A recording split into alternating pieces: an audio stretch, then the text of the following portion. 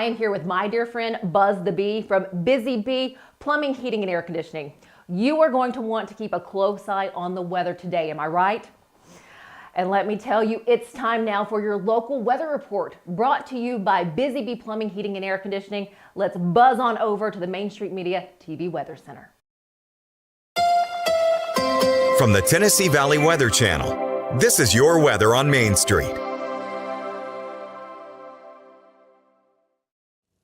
Good Thursday morning to you. I'm Kelly Rawson in the Tennessee Valley Weather Center with a check at your forecast, and I hope you bundle up this morning because we are off to a chilly start. Temperatures in the 30s, but hey, we've got the sunshine and we will see sunshine for the rest of today, so it'll look nice outside, but it is going to be downright chilly with a nice chill in the air as well. The wind out of the north blowing as strong as 30 to 40 miles an hour for this afternoon. So yes, breezy and cold for today. Temperatures reaching the upper 40s at their warmest for southern middle Tennessee. We should stay mostly clear and we will stay dry for tonight as temperatures get down very chilly once again into the lower 30s. I do think we have a good chance at reaching freezing all across southern middle Tennessee as we hold on to breezy conditions. And so for your Friday morning, we will also have a wind chill values in the 20s, so it will be very, very cold for tomorrow morning as well. We are going to stay dry though as winds eventually calm down by your Friday and into the weekend. Temperatures gradually warm up as well. Still some very cold air overnight, both tonight as well as tomorrow night and even through the weekend, and then rain chances return to southern middle Tennessee by the middle of next week. Thank you for that update. Tune in each day on Mornings on Main Street for an up-to-date weather report brought to you by Busy Bee Plumbing, Heating, and Air Conditioning. All of their contact information is below. Have a great day. Good morning, Stefanie. Good morning. Hi, kids. A hot tea.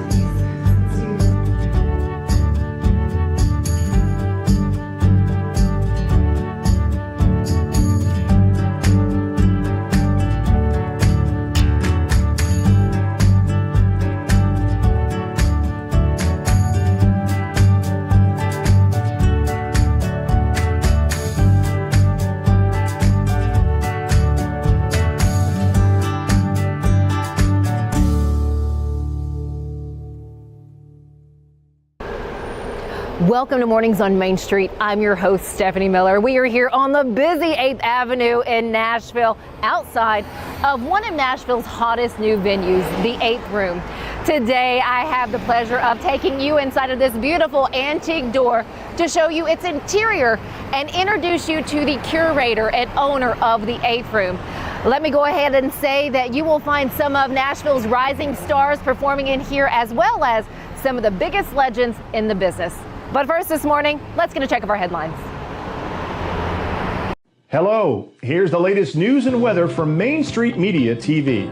Tennessee Governor Bill Lee signs Executive Order 108 to establish the Duck River Watershed Planning Partnership, prioritizing the state's commitment to economic growth, water resource management, and environmental conservation.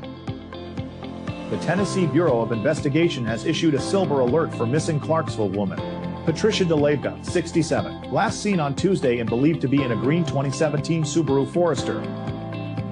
The East Robertson Lady Indians dominated the Robertson County volleyball scene this fall, earning the top 3 2024 All-Robertson County Awards, with Katie Pennington and her father Jamie Pennington claiming Player and Coach of the Year honors, respectively, and the team being named Team of the Year. The University of Tennessee, Knoxville, is set to offer a new PhD program focused on food, agriculture, natural resources, and human sciences through the Department of Agricultural Leadership, Education, and Communications, with applications accepted from spring 2025. Raising Cane's, the fried chicken fingers specialist, has opened in Clarksville at 2792 Wilmer Rudolph Boulevard. Previously home to O'Charlie's Restaurant, drawing long lines on its opening day. For more news and weather, visit us online at mainstreetmediatn.com. Thanks for watching.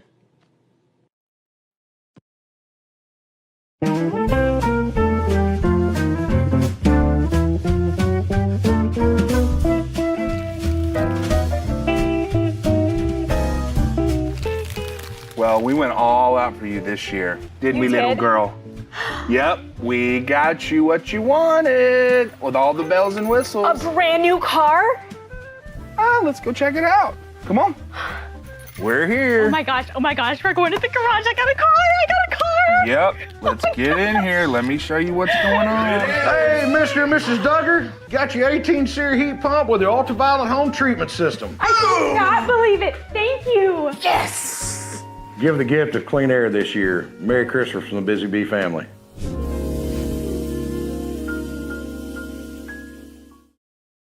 He shoots, and he scores!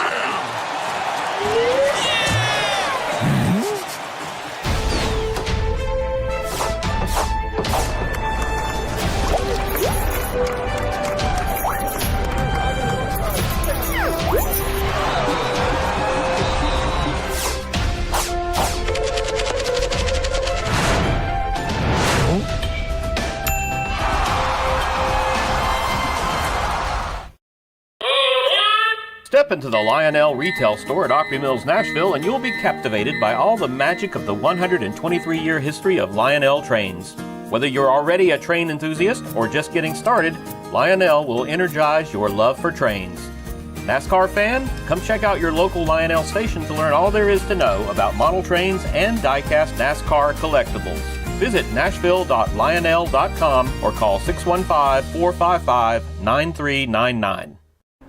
Walking up here on 8th, you know that saying, like, you never know how good a book is going to be until you really dive in. Well, that is kind of what this is. This is where the old Douglas Corner used to be on 8th Avenue in Nashville. And looking on the outside, you're like, oh, something's behind that beautiful red antique door. Then you notice the octopus door handle and you're like, what is behind that? And you walk in and you're blown away.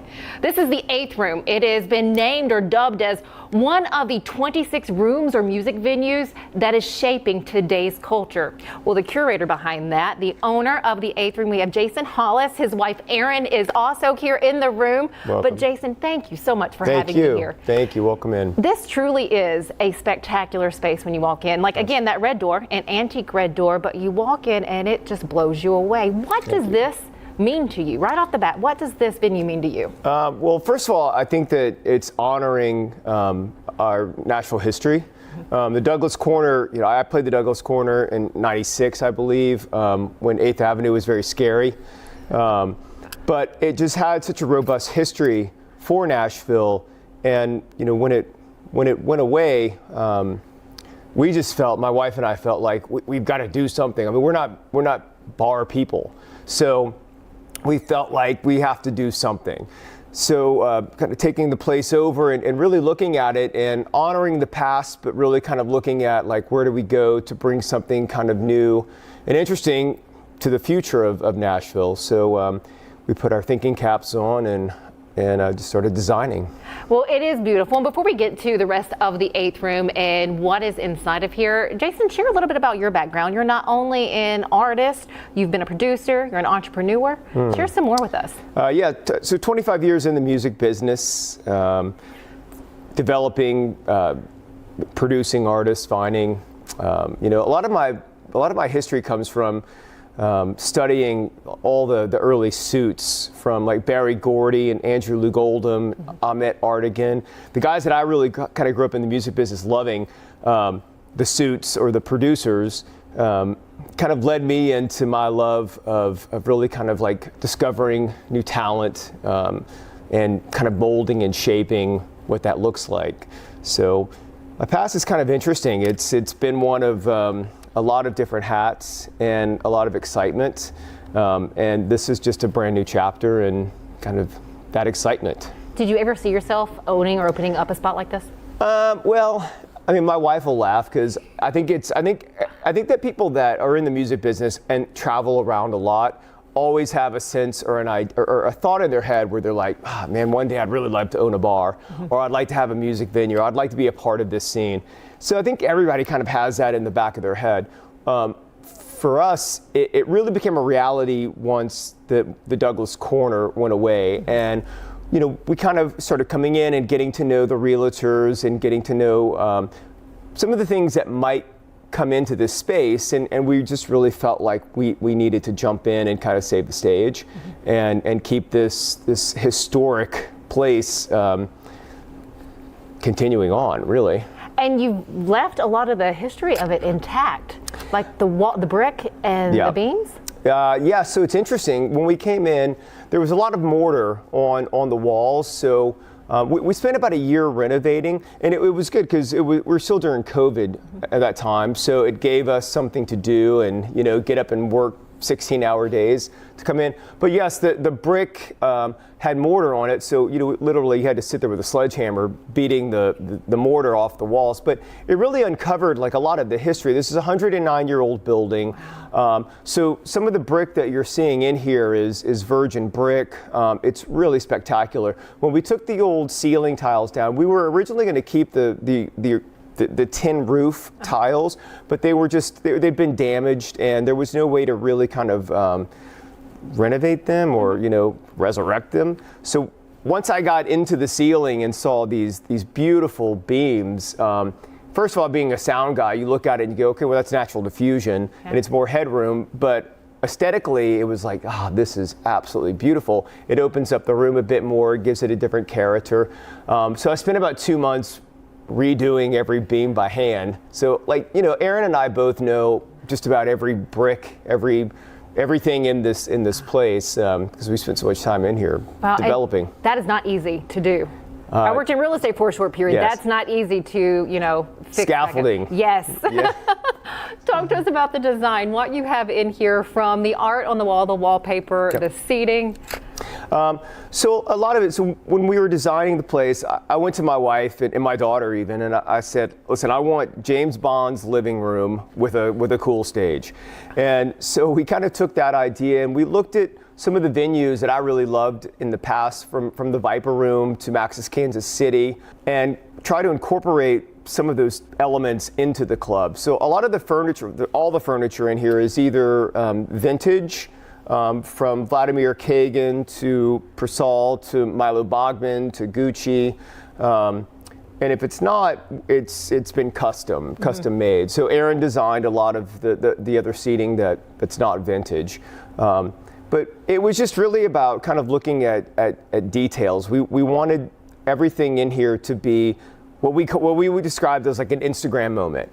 You turn anywhere and it was like it's Instagrammable. And so we just put a lot of thought into the details, from like the vintage frames and mirrors on the wall to even the chairs being able to, all the seating being able to rotate and kind of move around to face the stage. Or we wanted the place to be not a standing room music venue. We wanted it to be a place where you could just pile people in and you could network and you could socialize and then you could turn around and face the stage or whatever. And be comfortable while doing it. I have to say, this is probably one of my favorite chairs I've ever been able to sit in. Likewise. Well, if this is a good interview, I might let you take it home. So. Yes. No. Something else I love. Okay, little tidbit. I have a thing for bathrooms. Yeah. Like going into a venue or going into a nice restaurant, I'm like, wonder what the bathroom looks like. Spectacular. Thank you. Here at the 8th Room. Thank you. It's all my wife and my daughter's design, but the interior of the women's and then the men's bathroom both have a 1960 Italian subway tile that my wife sourced out. And then there's like a Gucci wallpaper, Gucci tiles, custom-made sinks. A lot of the lighting, not all of it, but a lot of the lighting that we have in the 8th Room was from Preservation Station. So it came out of like an old house or a mansion or some old venue. So the lighting it's all just very interesting from the doors being from 1950, 1960, all the door handles being from the 40s and 50s to old gas lights that we turned into electric lights. It was just a lot of fun. Expressing your creativity in this manner. It's not often that you get to really kind of look at something of this magnitude and go like, oh, okay, we can do something cool here. And it was a lot of fun. But 10,000 hours, I would say. That's so many, and I have to say you've done some amazing things. You and your wife both. Do you guys ever just stand here, like when no one's here, and you look around, and you're like, dang. We did for about a year. Did you? As we were designing it, like you'd knock, like I said, you'd knock some mortar off the wall, or you'd get like 6 more beams stained and finished, and you'd sit there and you'd really admire it. The cool thing about all of this was seeing it come together, really come together. And then you're like a kid at Christmas, because you're going like, I can't wait for the couch to arrive. I can't wait for this chair to be. I can't wait to see what it looks like. And so as it was piecing together, you would stand there. The one thing that I continue to go back to is in our little VIP green room, there is Versace wallpaper. And it was one of the last projects that Gianni Versace worked on before he passed away. Donatello then started releasing his wallpaper projects after his death. But that wallpaper in there, it's so intricate. I understand printing, I understand layering. I go in there all the time and I look at it and I just stare. I'm like, I have no earthly idea how they did this. I mean, there's mother of pearl silk thread woven into the wallpaper. It's absolutely spectacular. And there's those little details where you kind of go back and you just look and you're like, man, this is just really beautiful, and it's cool how it all came together. It sounds that way. And before we get to the art on the wall, because the art up now is your art, yes. I want to talk about the stage. Yeah. The gold backdrop, we went back and forth, and anytime you're thinking about what's going to go on a stage, you're thinking about what's going to be photographed. So we just kind of looked at a lot of different stages from a lot of different venues that we really loved. We watched James Bond movies, to see kind of what was on stages.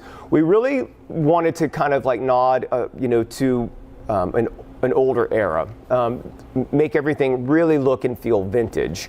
So I don't think the gold draping was one of the first ideas that we had, but it surely was the strongest that we came up with. Because when we placed it up there and you started photographing it, you were like, this is just remarkable. Everybody's going to know that that's the 8th room after a few photos.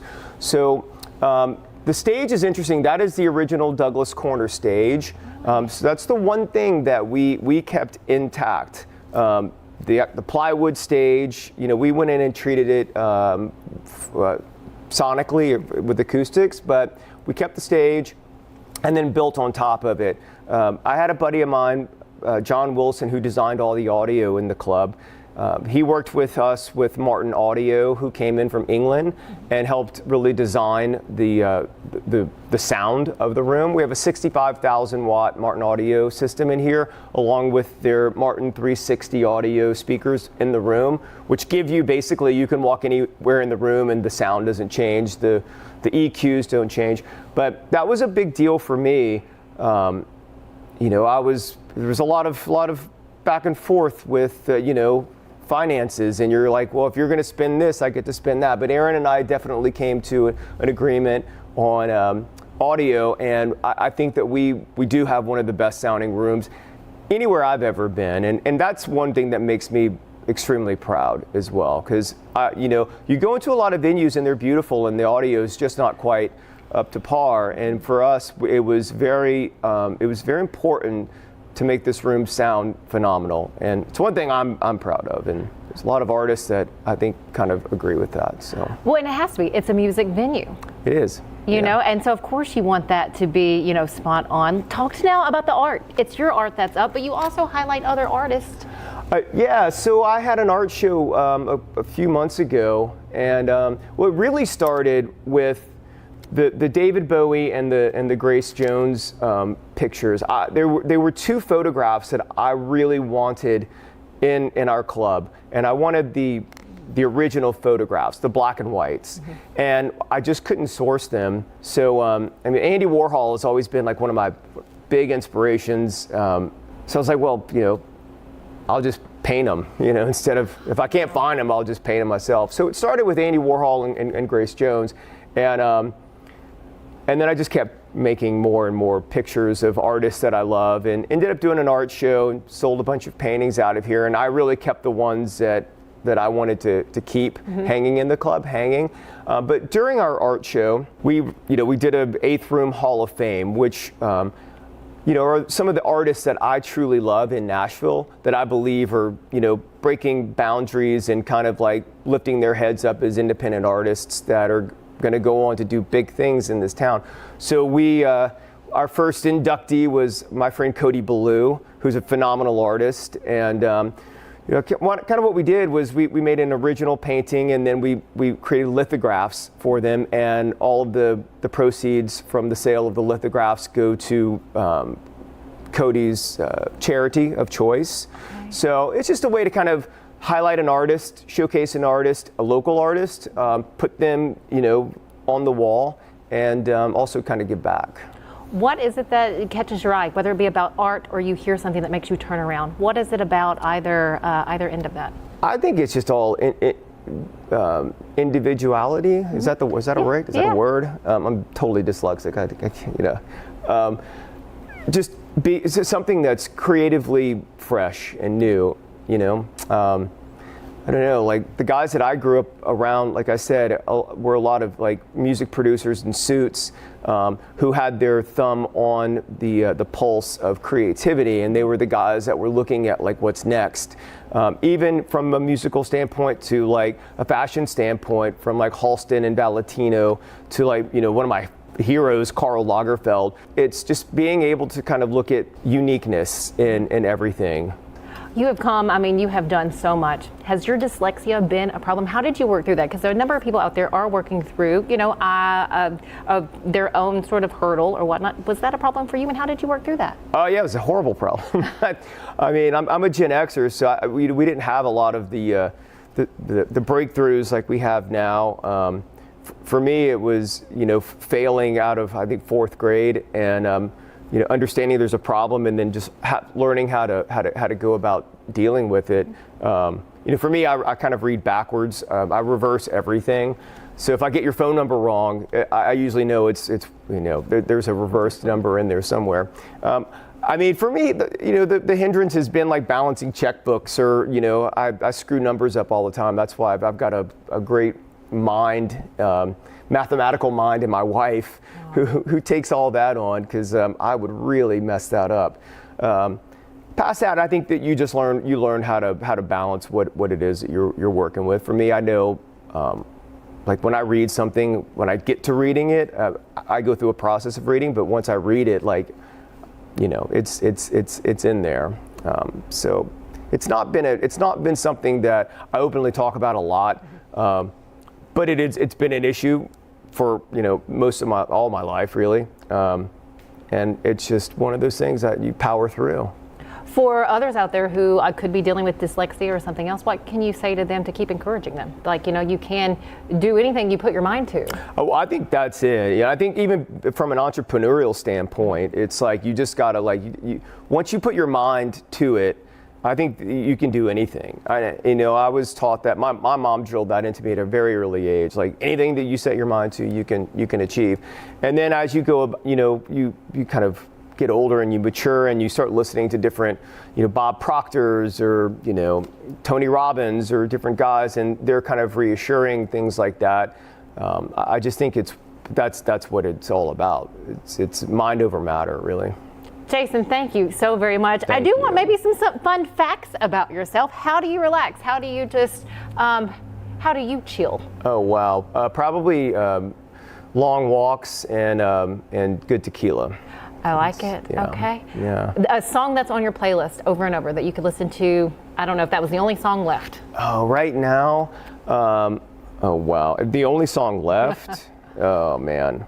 I don't know. Probably Sympathy for the Devil, Rolling Stones, something off of Oasis. But the new Fontaines DC album right now, Romance, is, I think they're nominated for a Grammy or something. It's Record of the Year, I think. That's been on my playlist, kind of going round and round.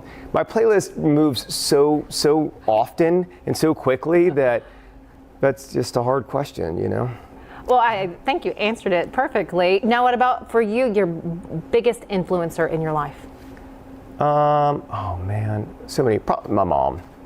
What does she think of all your success? I think she's just proud. Yeah. She's proud of. Any parent. My dad's proud. Everybody's proud.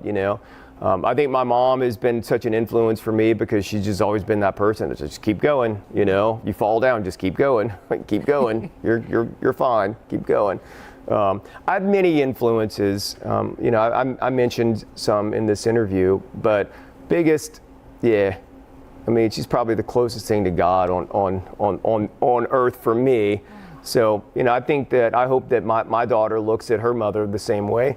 And I hope that most people look at their moms that way, because, you know, moms are, they're the backbone, I think, to anybody that is successful. Thank you so much for sharing all of that. What's to come for the 8th room? What do we need to know about its future? Follow us on social media.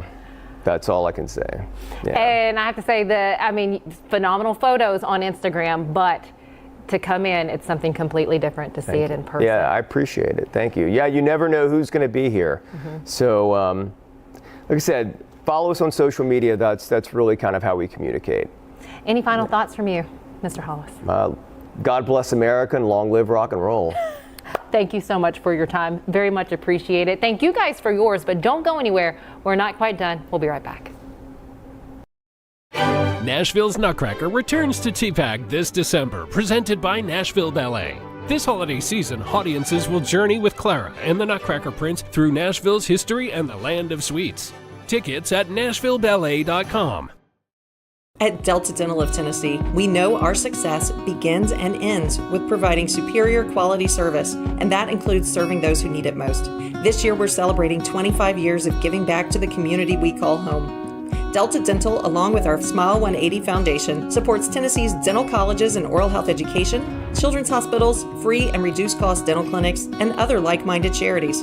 Here's to the next 25 plus years of ensuring healthy smiles.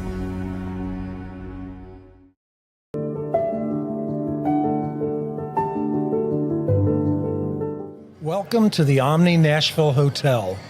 Urban elegance with a vintage touch. Our 800-room hotel opened up in the fall of 2013 with 746 guest rooms and 54 suites.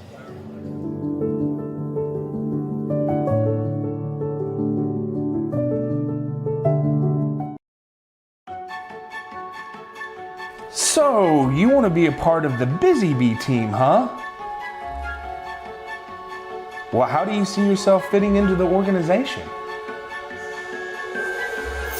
Oh, I get it. You want to be a weather bee.